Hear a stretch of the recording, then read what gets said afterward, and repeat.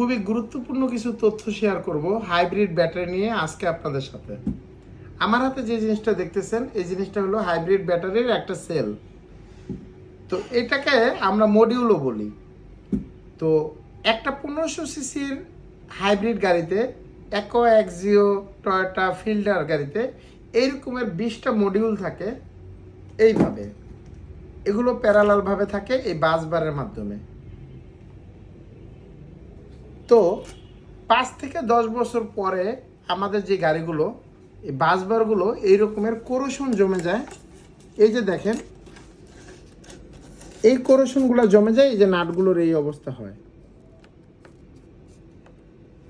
তখন এই যে ব্যাটারিটা আপনারা দেখেন, এই যে ব্যাটারিটার যে মানে এই বাসবারগুলো যে একটার সাথে একটা সংযুক্ত থাকে, যখন এরকমের ময়লা থাকে ইলেকট্রিসিটিটা প্রবাহ হতে পারে না, তখন এই ব্যাটারিটার সেলগুলো ড্যামেজ হয়ে যায়। তো আমরা আপনাদের জন্য এই বাসবারগুলো ইম্পোর্ট করছি। এই বাসবারগুলো নতুন বাসবার দিয়ে দিলে এবং এই যে নতুন নাট দেখেন আপনারা, এই যে নতুন নাট যদি আপনারা লাগায় দেন তাহলে আপনাদের গাড়িতে চার্জিং এবং রিচার্জিংয়ে কোনো বাধাগ্রস্ত হবে না। 1800 সিসির গাড়িতে এই সেলগুলো থাকে 28 পিস। এর চেয়েও যদি বেশি সিসির গাড়িগুলো থাকে এই সেলগুলো বাড়তে পারে। ব্যাটারি নষ্ট হলে আপনারা কমপ্লিট ব্যাটারি লাগাবেন নাকি শুধু সেল লাগাবেন, এই জিনিসটা নির্ভর করবে আপনার বাজেটের উপর, আপনার গাড়িটা কত বছর রাখবেন তার উপরে। তো আমরা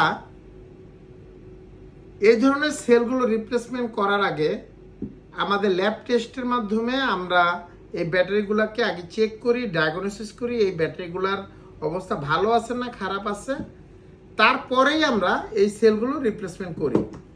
অনেকেই না জেনে না বুঝে সঠিকভাবে আইডেন্টিফাই করতে পারে না কোন সেলটা খারাপ। ঠিক তখনই অপচয় হয়, একটা ভুল সেল লাগানোর কারণে আরও 5-10টা সেল অথবা সম্পূর্ণ ব্যাটারিটাই নষ্ট হয়ে যায়।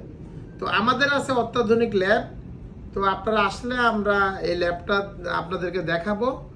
তো অবশ্যই আপনারা যারা হাইব্রিড ব্যাটারি নিয়ে যে কোনো সমস্যা বা যে কোনো চিন্তায় আছেন আমার সাথে যোগাযোগ করবেন। আমি ব্যাটারি রিপেয়ার করে আপনাদের বাঁচিয়ে দিতে পারবো লক্ষ লক্ষ টাকা। তো এই ভিডিওটা যদি ভালো লাগে আর যদি আরও কোনো প্রশ্নের উত্তর থাকে কমেন্ট করে জানাবেন অথবা পরামর্শের জন্য আমার হোয়াটসঅ্যাপ নম্বরে কল দিবেন। আমি আপনাদেরকে সঠিক পরামর্শ দেওয়ার চেষ্টা করব।